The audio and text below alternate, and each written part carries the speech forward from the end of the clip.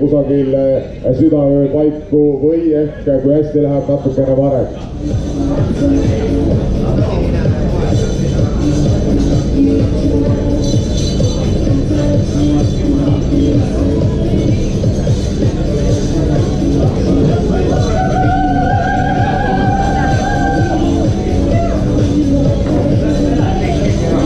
Vähesed ehk teavad, et Jevgeni Ossinovski on noorpõlves päris arvestataval tasemel harrastanud ujumissporti. Sportlik treening ei ole talle võõras.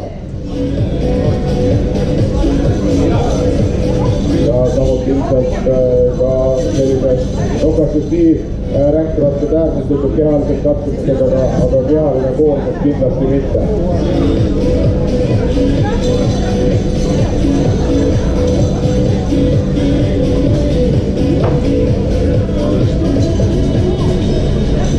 Ja, tam nie trwa. Tam,